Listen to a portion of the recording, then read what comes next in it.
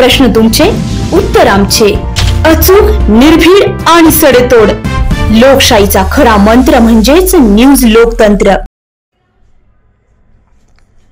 येवला मुक्तीभूमीवरील अतिक्रमण तात्काळ हटवून मंजूर असलेले वॉल कंपाऊंड व तोरण गेट उभारा, अन्यथा तीव्र आंदोलन छेडण्याचा इशारा स्वारी पक्षाच्या वतीने देण्यात आला आहे. येवला येथे भारतरत्न डॉ. बाबासाहेब आंबेडकर यांनी 1935 साली बहिष्कृत वर्गाची सभा घेऊन धर्मांतराची ऐतिहासिक घोषणेनंतर मुक्तीभूमीची देशभरात ओळख निर्माण झाल्याने दरवर्षी लाखो अनुयायी मुक्तीभूमीवर येत असतात व महामानवास विनम्र अभिवादन करतात.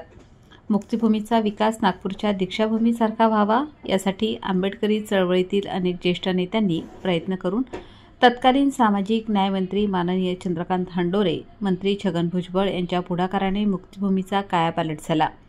टप्पा क्रमांक 1 व 2 पूर्णत्वास येत आहे. मात्र परिसराला वॉल कंपाऊंड मंजूर असताना सुरू असलेले तारेचे वॉल कंपाऊंड टाकले जात असल्याने या कामात मोठा भ्रष्टाचार झाल्याचा आरोप स्वाभिमानी रिपब्लिकन पक्षाचे जिल्हाध्यक्ष महेंद्र पगारे यांनी केला आहे. संबंधित कामाची चौकशी करण्याची मागणी नायब तहसीलदार पंकज नेवसे यांना दिलेल्या निवेदनाद्वारे केली आहे. सदर काम थांबवून योग्य चौकशी न केल्यास आंदोलन छेडण्याचा इशारा देखील संघटनेने दिलाय.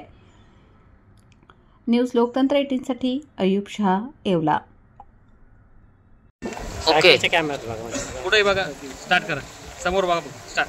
येवला मुक्तीभूमीवर टप्पा क्रमांक 2चं काम हे पूर्णत्वास येत आहे. उद्घाटन देखील मागच्या वर्षी अतिशय थाटामाटात त्या ठिकाणी संपन्न झालेला आहे. परंतु कोर्टाच्या पाठीमागून जाणारा जो बायपास रस्ता आहे तो रस्ता पूर्णपणे अतिक्रमणमध्ये येतो. आमच्या मुक्तीभूमीची जागा जवळजवळ 10 ते 15 फूट रुंद आणि 550 फूट लांबीची जागा ही अतिक्रमणामध्ये येत असताना उमेश पाटील साहेबांनी त्या ठिकाणी तो रस्ता स्थलांतरित करून किंवा हलवून ती मुक्तीभूमीची जागा मोकळी करून देणार होते. त्या बाजूला 2 तोरण गेट आणि वॉल कंपाऊंड हे करायचं ठरलं होतं. परंतु तसं न होता त्या ठिकाणी फक्त तार कंपाऊंडचं काम चालू आहे. 14,96,00,000 रुपये जर निधी त्या मुक्तभूमीच्या टप्पा क्रमांक 2 साठी जर मंजूर झालेला होता, तोरण गेट मंजूर होते आणि वॉल कंपाऊंड जर मंजूर होतं, तर त्या ठिकाणी तार कंपाऊंड हे कसं केलं गेलं हा फार मोठा प्रश्न निर्माण झालेला आहे. तो मेन रस्ता असल्यामुळे त्या ठिकाणून तार कंपाऊंड हे चालणार नाही.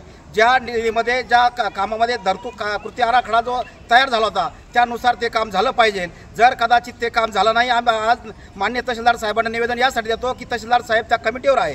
जर त्या कमिटीवर असताना देखील तहसीलदार साहेबांनी योग्य ती भूमिका घेतली नाही तर मी स्वाभिमानी रिपब्लिकन पक्षाच्या वतीनं या येवला तालुक्यात नव्हे तर जिल्हाभर तीव्र स्वरूपाचं आंदोलन छेडेल. कारण मुक्तीभूमी आमची अस्मिता आहे. मुक्तीभूमी ही ऐतिहासिक स्थळ आहे आणि त्या ऐतिहासिक स्थळाची 1 इंचही जागा आम्ही कौपी होऊ देणार नाही. हा देखील आमचा शासनाला आणि प्रशासनाला इशारा आहे.